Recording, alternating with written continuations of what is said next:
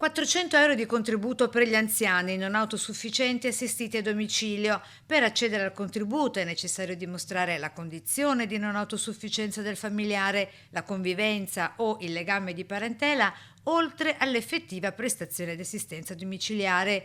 Un dedalo di burocrazia serve un welfare più giusto. La denuncia della CISL teme inoltre che il contributo, pur essendo un aiuto economico, possa non essere sufficiente a coprire le reali esigenze assistenziali e che la platea dei beneficiari sia troppo ristretta rispetto al bisogno effettivo. Una vera e propria corsa ad ostacoli e penalizza soprattutto gli anziani gestiti a domicilio, è chiaro che questo metodo non funziona ed è la denuncia che noi facciamo nei confronti della Regione, così come lo avevamo denunciato 6 mesi fa nel nostro bando. Ci vuole più attenzione e più sensibilità nei confronti di quelle famiglie che curano il proprio caro a domicilio. Continueremo a chiedere come sindacati dei pensionati un tavolo sugli anziani a cui noi dobbiamo partecipare.